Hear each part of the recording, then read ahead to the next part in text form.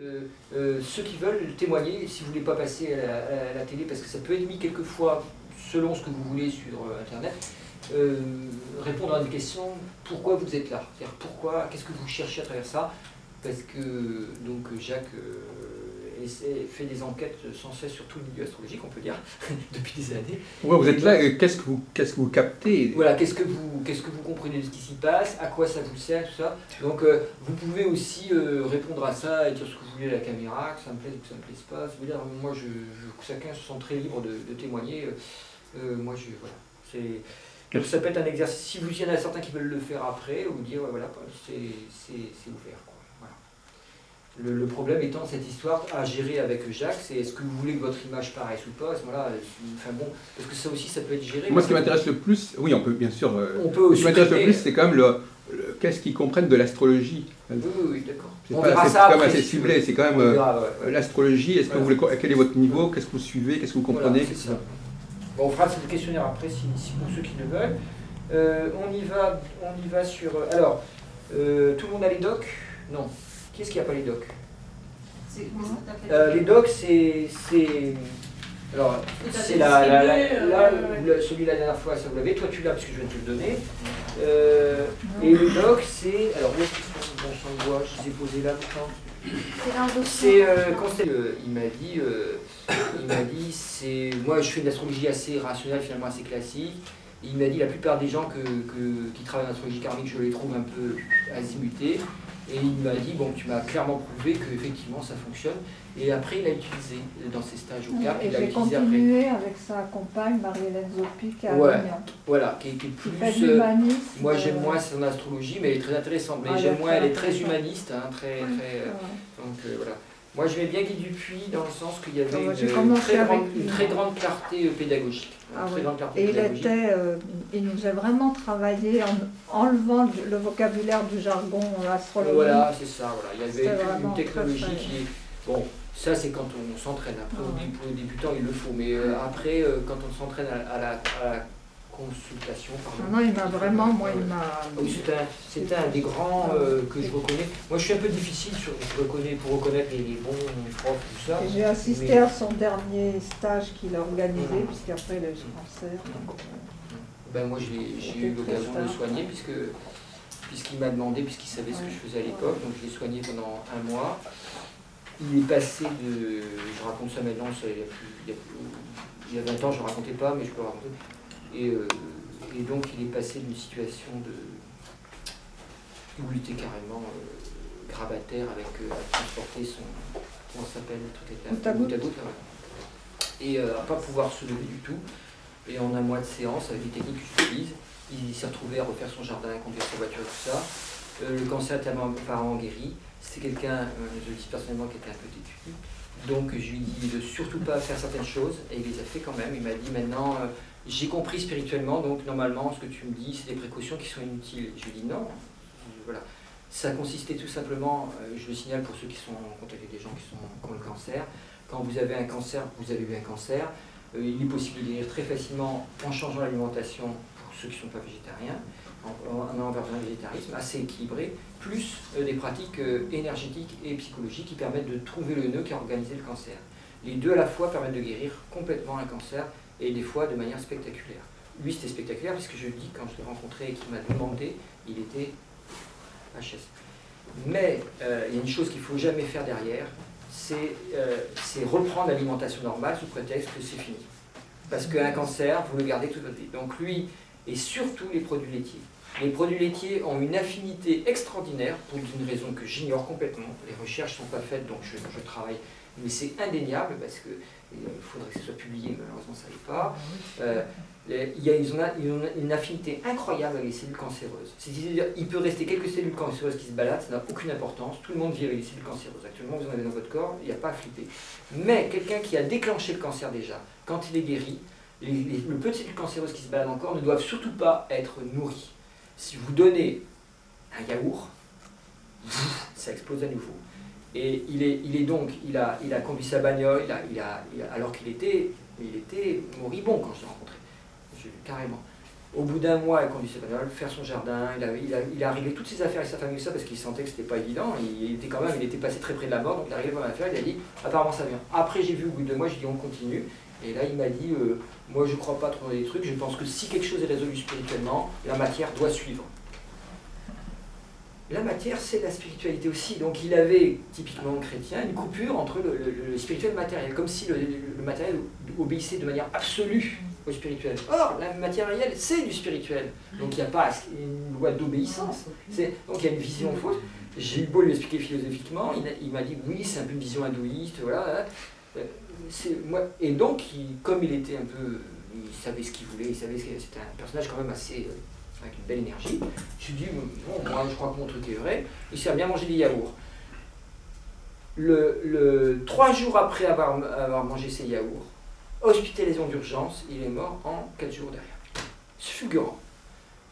Alors qu'il était, pour moi, complètement guéri. C'est-à-dire qu'il suffisait qu'on continue à distance, même pas en contact d'énergie, et il passait comme, puisque j'ai eu des cas déjà, d'une personne que j'ai soignée, qui restait... les médecins avaient dit 2 mois à vivre maximum. Elle est morte récemment, mais 19 ans après. Donc ça fait quand même pour quelqu'un qui doit durer 2 mois. Donc, elle est morte, une erreur médicale. Au moment où le nœud nord, alors en astro, le nœud nord c'est le point de conscience, c'est-à-dire c'est là, elle avait un nœud nord placé vraiment dans la maison 8, l'endroit où on doit donner son énergie aux autres, et elle ne l'avait pas fait. Elle était handicapée, elle estimait qu'on lui devait quelque chose. C'est normal, on ne peut pas juger une personne handicapée, mettez-vous à sa place et vous comprendrez que tout ce qui se passe, c'est pas facile à vivre. Donc elle avait eu cette conscience de cette injustice d'être handicapée et de voir que on faisait pas attention à elle des fois, quoi. Donc elle avait cette espèce de manque de mais merde, faites attention à moi, quoi. Je peux pas faire, voilà. Elle avait ce manque, et ce manque lui avait rongé l'intérieur au niveau affectif. Difficile de tomber amoureux aussi quand on est sur une chaise roulante, etc. Enfin, pour une femme, c'est important d'être aimée, tout ça. Et donc, elle avait une espèce de rang comme ça, elle avait fabriqué un cancer. Une fois que le cancer a été guéri, donc, je donne des exemples là parce que c'est important à entendre. Une fois que le cancer a été guéri, on a mis ensemble 4 mois à passer d'un état de moribond à un état d'énergie normale, puis un état de surénergie, puis un état de thérapie, c'est-à-dire avec la surénergie, on utilise l'énergie pour complètement démolir toutes les ignorances reliées au psychisme, au passé. Donc les psychothérapies normales. On ne peut pas faire avec quelqu'un de moribond. On ne voulait pas commencer à dire rappelle-toi tes émotions avec ton maman. Alors si l'émotion remonte vraiment, la personne elle qu'il est fini là. Parce que c'est souvent des émotions très très dures qui sont là. Donc il faut attendre que la personne soit vraiment en très bonne énergie. Mais on ne s'arrête pas là. Les gens disent ah bah ça y est, c'est fini, je suis guéri, au revoir. Non, on continue parce que sinon il va redémarrer. Dès qu'on arrête, il redémarre le cancer. Donc on finit, on déracine la racine. Et à ce moment-là, voilà. Donc son honneur, il voulait dire, je dois apprendre à donner aux autres. Alors que moi, je suis handicapé. Et pendant les 19 ans qui ont suivi, le honneur a fait tout le tour. Elle a passé sa vie à donner aux autres. Tu la connais, c'est Michel, qui était auprès d'Ama. Michel, Michel comment? Enfin bon, je ne vais pas donner les noms quand c'est enregistré. Voilà. Enfin, tu peux couper, je ne sais pas comment dire, dessinant le signe. On va le dessiner derrière. C'est une espèce de tête de lion, tout ça. Avec, alors, on va le dessiner derrière. Est-ce que sur le feu, je ne les ai pas sortis, c'est doute. Voilà. C'est un autre nom, non? Nœud nord ou tête du dragon? Tête du dragon. Tête du dragon, nœud nord ou nœud ascendant. Vous avez différentes écoles. Alors, il y en a qui l'appellent le nœud ascendant, l'autre le nœud nord. Raoult aussi. Ou Rahu, si vous êtes dans l'école hindoue, c'est Rahu. Ah, c'est Raoult. Et en face, c'est Ketu. Donc, oui, c'est tout, effectivement. Il fallait compléter parce que beaucoup l'appellent Raoult, effectivement, les écoles d'astrologie Jyotish. Voilà. Donc, quand le Nord, pour cette personne, a eu fait le tour, au bout de 19 ans exactement, elle est retombée sur un karma identique, puisque dans sa vie antérieure, il y avait une histoire d'erreur médicale. Elle avait fait des erreurs médicales graves, elle avait elle-même été médecin, et ce qui expliquait pourquoi elle était dans une chaise roulante. Ça, j'ai découvert en étudiant son thème. Donc, ça l'avait beaucoup aidé, curieusement, parce que quand on découvre que ce n'est pas injuste, quand vous avez mis la vie de gens en danger dans votre vie précédente, vous n'êtes plus en train de dire pourquoi les autres y marchent et pas moi. Il y a quelque chose qui s'explique et qui est vérifiable pour ceux qui font des voyages, par exemple, astral. On peut le vérifier. Je ne conseille pas forcément ça. Je peux tout simplement dire que quand la technique est bonne, ça suffit de faire l'interprétation. Moi, je sais que j'ai eu des gens qui m'ont pas dit qu'ils avaient fait des voyages astraux et qui m'ont interrogé. Et quand je leur ai dit leur vie antérieure, ils m'ont dit c'est incroyable, c'est exactement ça, quoi. Puisque eux, ils les connaissaient. Il y a des gens qui connaissent leur vie antérieure, c'est assez rare. Il n'est pas recommandé de les connaître parce que si c'est effacé, c'est parce que ça peut être traumatique. Donc c'est déjà qu'on a suffisamment de traumatisme dans cette vie-là. Si on en rajoute, ça fait trop de poids. Donc Mais par contre, si vous êtes vraiment en train de les dégager et que vous avez fini de décoper vos traumatismes de cette vie-là, il peut être intéressant de découvrir, ça se fait d'ailleurs des fois tout seul, que vous découvriez les traumatismes de vie antérieure, et à ce moment-là, vous les dégagez aussi. Mais c'est une couche, il vaut mieux pas mélanger toutes les couches ensemble, sinon ça fait trop plein. Donc, si le nonor il est pile sur un trait entre deux signes. Ah bah ça, faut voir, en plus, il faut voir les deux, parce qu'il y a le nonor vrai et le nonor moyen. Moi, j'utilise les deux à la fois, parce qu'effectivement, les deux sont valables. Donc, on verra ça en route, mais ce que je veux dire par là, c'est que le retour du nord ramène les mêmes opportunités. Elle s'est retrouvée à nouveau entre les mains des médecins, donc à nouveau l'opportunité karmique, et elle est morte du septicémie puisque les médecins ils se sont trompés, une aiguille mal désinfectée, ce qui est quand même assez rare en hôpital, et elle est morte du septicémie, c'est-à-dire elle aurait pu porter plainte, puisque il y avait erreur grave au niveau médical, puisqu'elle est rentrée pour une prise de sang, elle n'était pas malade, elle s'est retrouvée en septicémie. Donc elle pouvait porter plainte, et comme elle était depuis 19 ans, toute sa vie, elle est consistée à donner avec beaucoup d'amour aux autres tout ce qu'elle contenait, elle était devenue carrément, je ne sais pas comment dire, pas enseignant spirituel, mais quelqu'un qui a, par sa présence, arrivé à donner à des gens qui venaient la voir, soi-disant pour l'aider, c'était eux qui étaient aidés. Donc c'était assez extraordinaire, parce qu'elle rayonnait comme type d'énergie pour une personne handicapée. Voilà, elle n'était plus du tout dans la plainte, ça c'était terminé totalement. Et elle a vu que ça consistait à porter plainte et tout ça, et s'est dit non, je ne le ferai pas. Elle a dit aux gens qui avaient fait ça, c'est dommage, je ne vais pas vous attaquer, je vois bien que ce n'est pas de votre faute, mais bon... peut-être ça va me faire mourir, on va bien voir, effectivement, elle est morte quelques jours. Donc les gens qui étaient coupables de l'erreur, en particulier l'infirmière, elle a eu le choc de sa vie, quoi, et puis elle a su qu'elle ne passerait pas en procès, ni rien du tout, mais elle a vu que c'était conscient, que c'était l'autre lui avait pardonné d'office, donc ça l'a elle-même ouverte à son tour à la spiritualité. Donc voilà une vie qui se termine sur d'autres auspices que empoisonnée par une chimio sans solution. Comme ça peut arriver quelquefois. Je ne dis pas que ça arrive à chaque fois, mais ça peut arriver. C'était son cas en tout cas. Voilà, le retour du nord. Alors faites gaffe quand il y a des retours comme ça, les mêmes circonstances peuvent se reproduire. À nous de ne pas refaire exactement la même chose, parce que dans son cas, vous voyez, elle avait la tentation de faire la même chose, de se mettre en colère contre les médecins. Et elle s'est rappelé à ce moment-là que la cause de ces deux nœuds, nœud sud dans le sens inverse, vie antérieure, nœud nord, vie actuelle. Et donc elle s'est rappelé que comme elle-même elle avait été médecin, de quel droit elle pouvait accuser un médecin d'erreur. 19 ans avant, elle pouvait le faire, puisqu'elle s'est aperçue que la chimio et les rayons l'avaient tuée au lieu de la guérir. Et elle était en train de découvrir toutes ces voies-là. Si j'avais su ça avant, j'aurais jamais fait de rayons ni de chimio, mais elle ne le savait pas, donc elle était en colère contre la médecine. Grâce à la thérapie que j'ai faite, elle a calmé cette colère qui est là. Mais 19 ans après, elle avait à nouveau l'occasion de se mettre en colère. Et elle serait retournée à ce moment-là dans le sud, c'est-à-dire la tendance de la vie antérieure qui était pas très nette, où il y avait un abus de pouvoir médical qui faisait que la personne était sûre d'avoir raison. Elle s'est dit j'ai pas raison, j'abandonne, je laisse tomber, j'accueille, et elle est morte en paix. Et les gens qui ont témoigné de sa mort ont dit qu'il y avait vraiment beaucoup de lumière dans sa mort, sauf qu'apparemment il y a eu une cérémonie qui réunissait à la fois le christianisme et l'hindouisme, puisqu'elle avait connu des gens dans les deux milieux. Et les gens dans le milieu chrétien ne savaient pas qu'elle était hindouiste, les gens dans le milieu hindouiste ne savaient pas qu'elle était chrétienne, et elle a révélé ça le jour de sa mort. Et les gens étaient obligés d'assister à un office, obligés entre guillemets, où il y avait mélangé de manière très très jolie, à la fois des mantras hindous avec des passages chrétiens. Et elle avait demandé ça à son ami pour que ça ait lieu, pour dire il est temps que les gens comprennent qui j'étais. Et voilà. Bon, ça fait...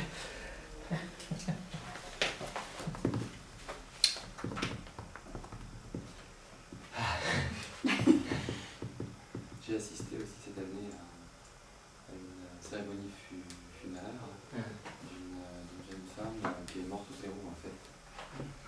Et elle était presque ma voisine d'ailleurs à Nanterre. C'était une fille. Sur la petite Richer, parce que j'aimais beaucoup cette personne, qui est devenue une amie après, c'est pour ça. Ok, je vais essayer de voir ce qu'on fait aujourd'hui parce qu'il y a plusieurs choix. Ce que je voulais dessiner un peu au tableau, c'est l'idée de l'astrologie que je présente, en particulier un principe qui est assez... Vous vous rappelez le mandala? Alors, est-ce que tout le monde l'a celui-là? Toi tu l'as pas celui-là? Bah si, il est sur celui entre vous pouvez le mettre entre vous deux. Oui, on va regarder. Parce que je vais garder pour moi. Vous avez en gros les 4 éléments qui sont présentés comme ça. Dans la manière dont ils sont présentés sur cette feuille-là, je vous rappelle que celui-là c'est le mandala de l'espace, le zodiaque c'est le mandala du temps. Ne confondez pas les deux. Hein. Zodiaque, mandala du temps, c'est les 12 signes, donc c'est les saisons et tout ça.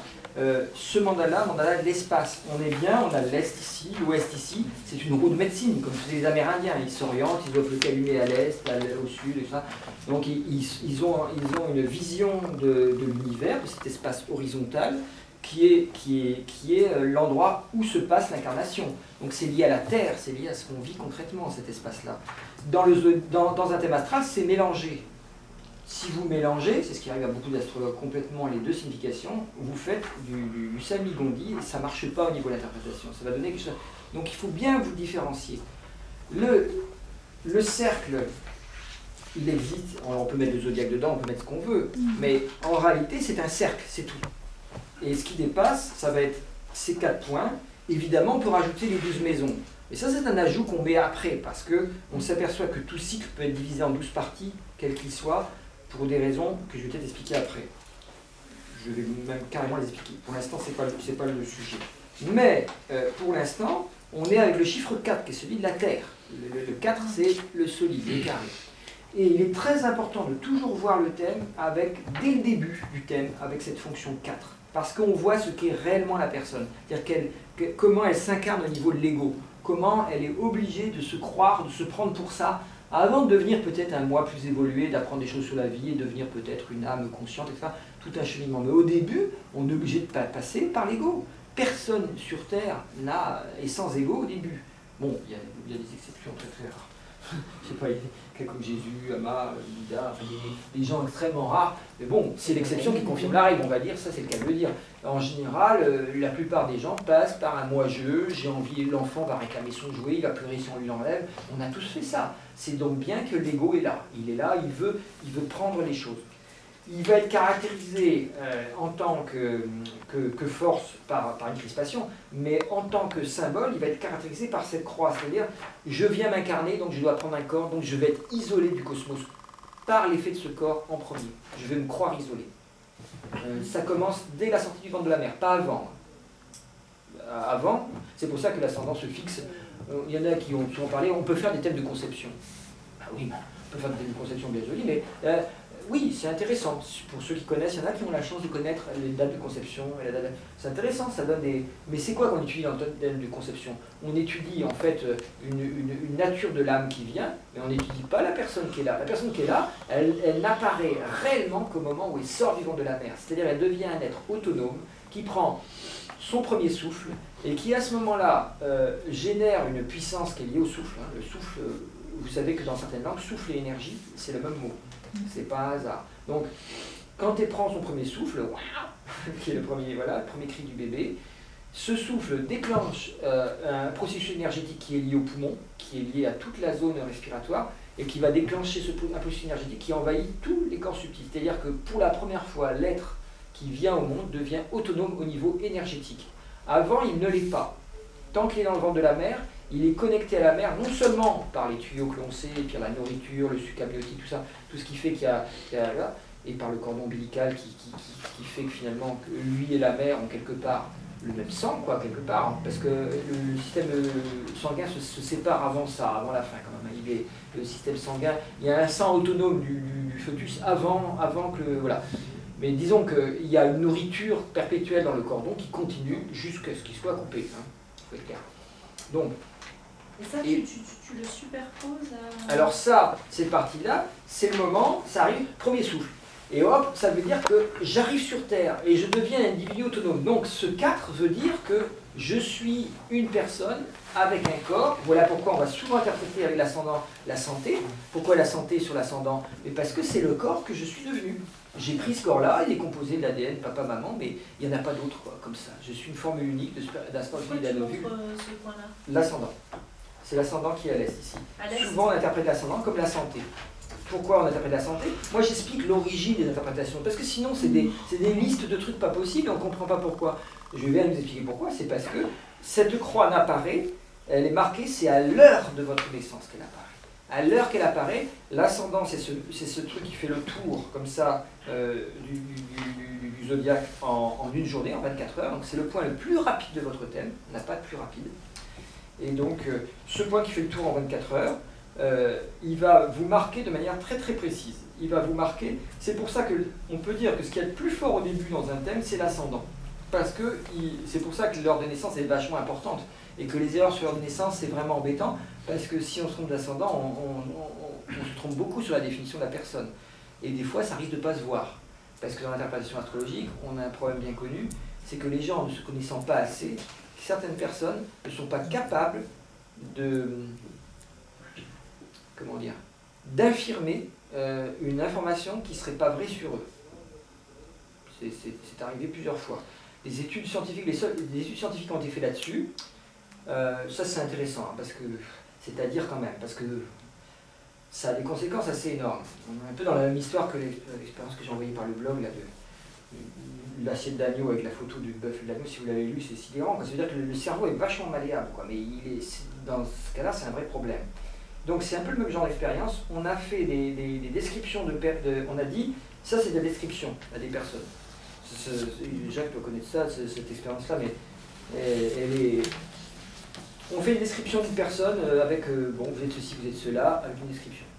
On mélange les cartes et on distribue à n'importe qui. Il y a une majorité des gens qui croient reconnaître dans des descriptions hasardeuses, ils croient se reconnaître eux-mêmes. Dans une description hasardeuse. Alors, qu'est-ce que ça veut dire? Ça veut dire que ça veut dire qu'il y a beaucoup de gens qui sont tellement peu conscients d'eux-mêmes, de ce qu'ils sont vraiment et de leurs défauts et de leurs qualités vraiment, que n'importe quel discours sur eux-mêmes, soit est automatiquement refusé, soit automatiquement accepté. C'est-à-dire dans les deux cas, incapacité d'être vraiment en clarté vis-à-vis de soi-même. Il n'y a aucun rapport entre l'origine du refus ou l'acceptation et la teneur du discours. Ça intéresse Jacques, je sais qui.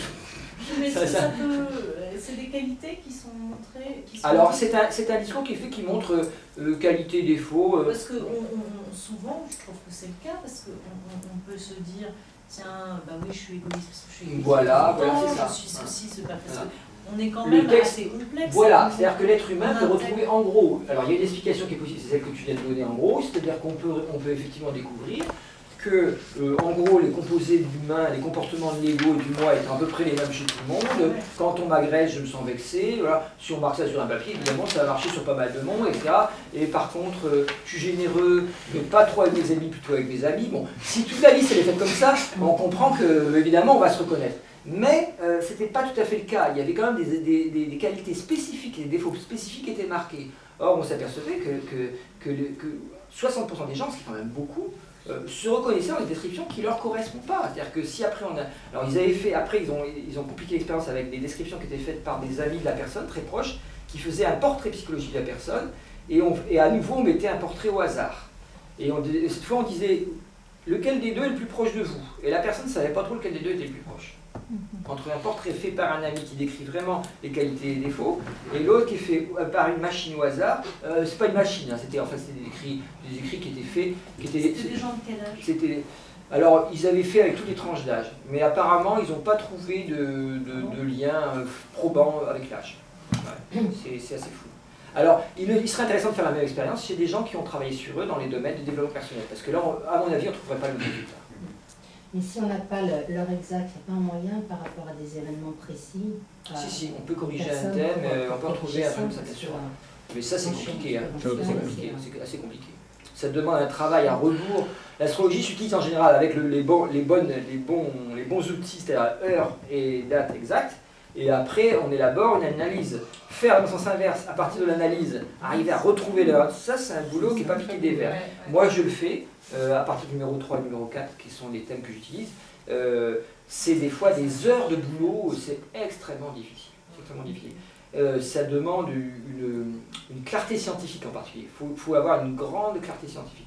Moi j'étais un sur-2 en mathématiques, ça va. Mais le nombre de calculs qu'il faut faire, j'utilise 3 méthodes à la fois croisées et en étant capable de mémoriser rapidement, de manière à ce que statistiquement je vois les endroits où s'accumulent les points de probabilité.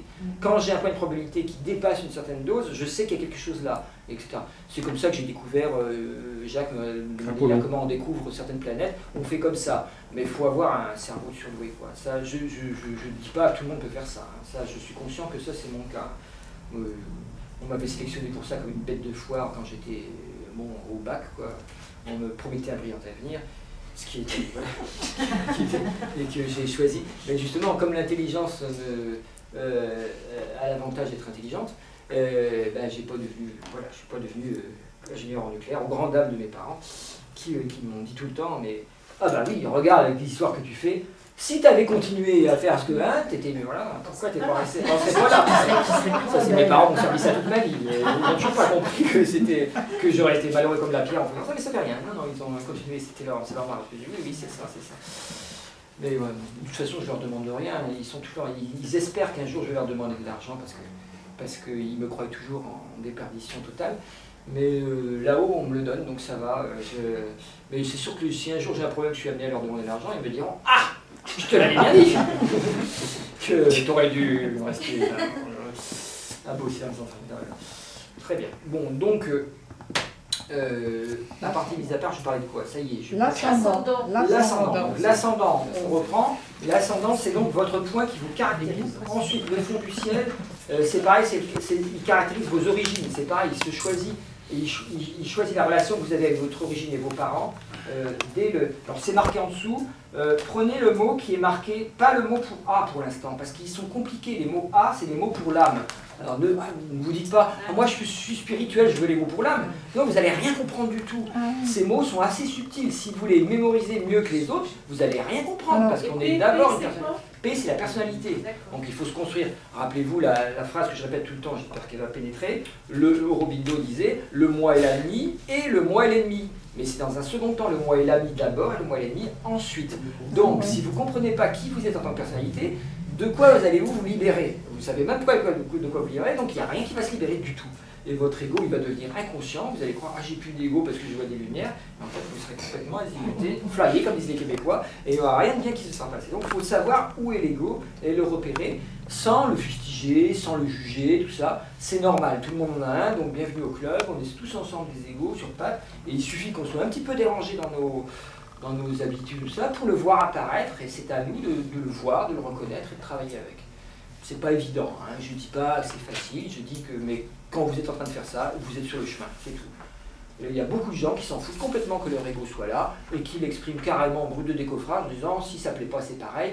Le fait de savoir que l'ego peut être vexant, humiliant pour les autres, qui peut blesser, qui peut faire du mal et qui peut faire du mal surtout à soi-même parce qu'il nous isole une vraie intelligence, le fait de savoir ça, c'est déjà commencer à travailler sur lui, essayer de voir, trouver les solutions pour le calmer. Il se forme dans les 8 premières années de la vie, en gros. On dit des fois 7, on dit des fois 8, mais je me suis beaucoup occupé d'enfants dans ma vie, c'est les métiers que j'ai fait en général, et je repère, malgré la théorie astrologique, à 8 ans, il y a quand même une force de l'ego qui est extrêmement puissante, c'est un âge où au contraire il se déploie très très fort, mais on peut effectivement considérer que c'est le moment où passe tout doucement de l'ego au moi. C'est-à-dire que les mois sociaux commencent à se faire et tout le monde sait, les gamins de 8 ans, les copains, ça y est, ça commence. Alors qu'avant, ils ont bien des copains, mais c'est un peu timide. C'est comme si quand même maman, c'est quand même mieux que les copains, quoi. À partir de 8 ans, ça devient très clair, les pauvres mamans se regardent leurs amis. Je vais les copains, encore, mais tu restes pas à dire à maman ce que tu as fait. Ah non, ils sont là, bon, d'accord. Oh bah dis donc. Alors, c'est tous ceux qui font des enfants pour avoir tu vois, une espèce de truc qui leur revient au niveau de l'ego, là c'est la grosse déception. Je suis, j'aurais pas fait des mots. Qu'est-ce qu'ils sont égoïstes? Bah oui, c'est la définition des mots, ils sont égoïstes parce qu'ils doivent former leur ego jusqu'à 8 ans. Donc cet ego il est là, il contient une fonction expressive qui est plutôt le corps. On voit que cette fonction-là, comme ça tourne dans le sens là, je rappelle, hein, ça tourne, on va dire tout le temps dans le sens inverse des aiguilles d'une montre, hein, ce mouvement-là. Toutes les planètes dans le zodiaque tournent dans ce sens-là. C'est une convention, si on se mettait dans l'autre sens, on pourrait voir tout dans le sens, mais on se met dans le sens, bon, j'avais déjà indiqué ça. Donc, on voit que l'ascendant, il va former la Terre. C'est-à-dire que ce corps va former la Terre, c'est-à-dire, alors, je suis la Terre exactement ici, c'est-à-dire, il va structurer, le mot-clé, il va structurer, en fait, il va structurer le corps que l'on est et le corps que l'on a, les deux à la fois.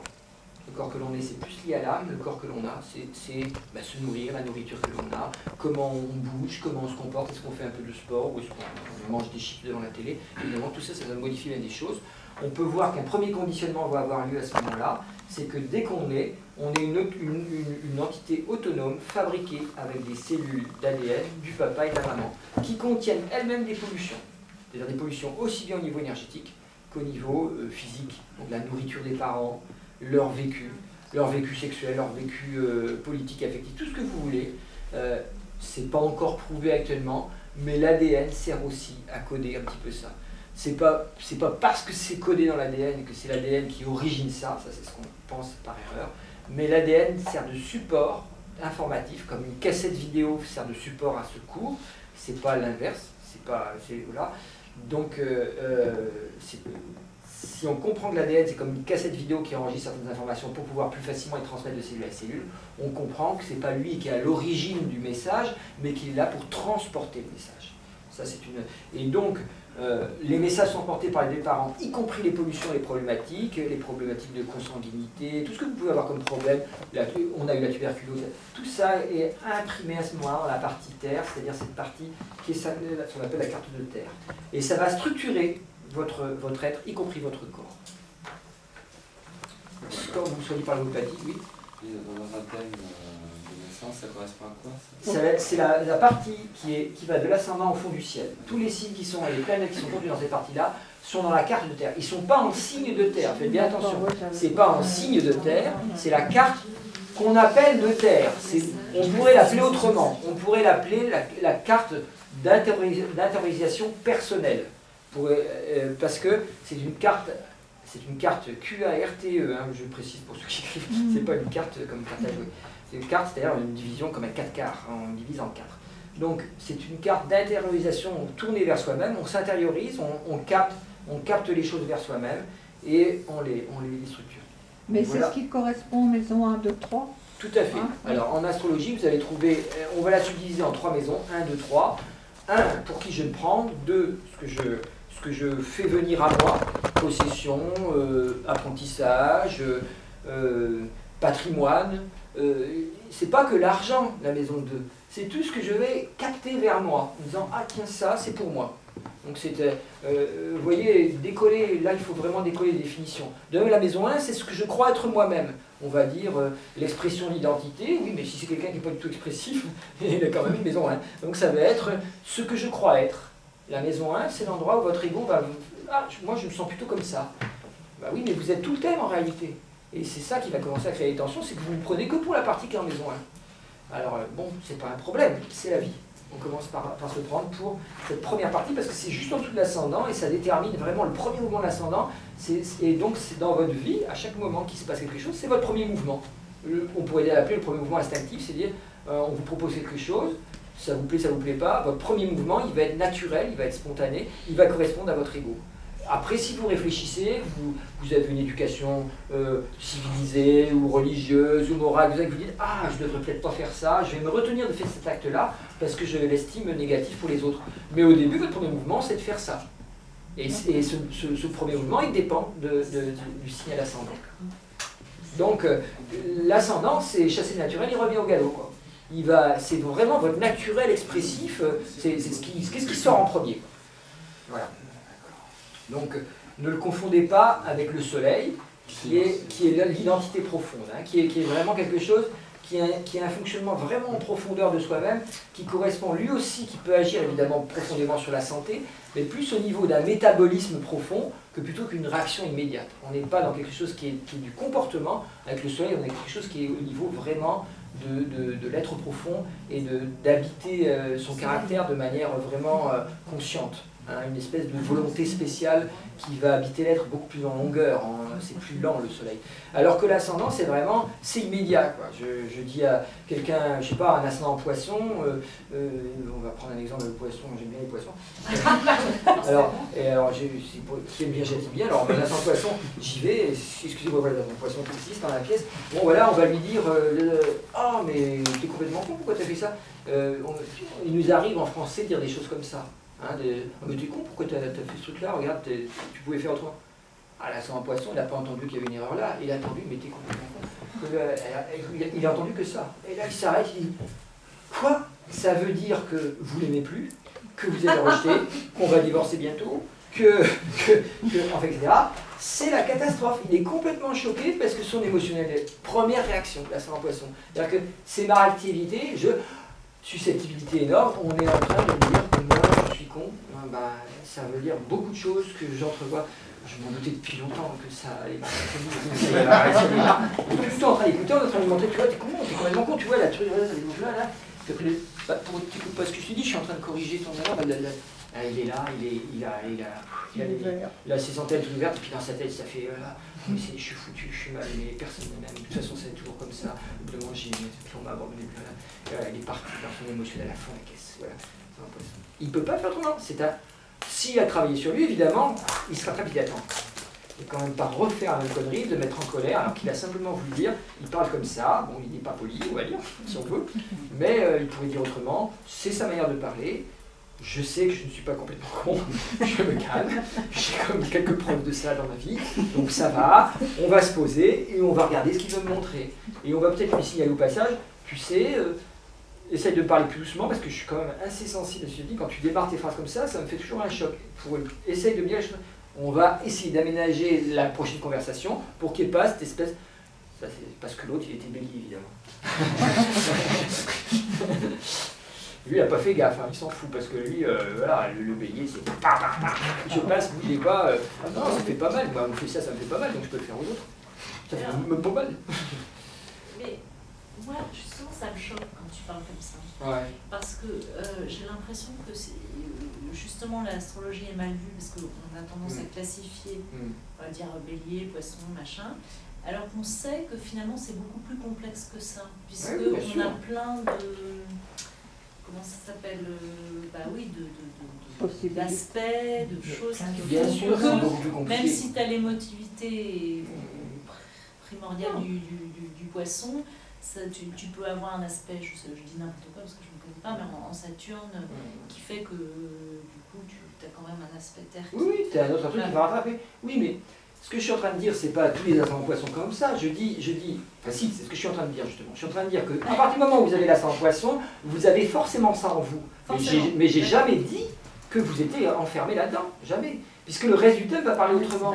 C'est une résonance. Donc là, il ne faut pas être choqué parce qu'on est obligé dans l'apprentissage de passer par là.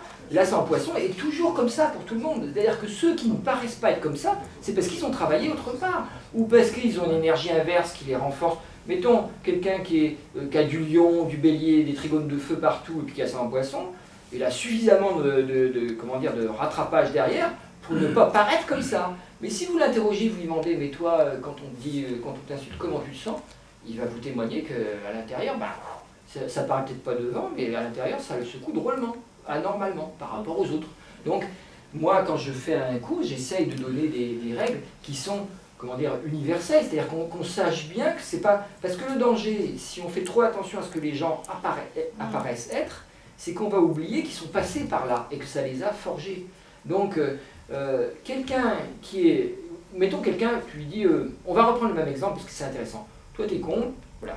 Et tu vois la personne ne réagit pas, elle moufte pas. Deux solutions. Tu regardes son...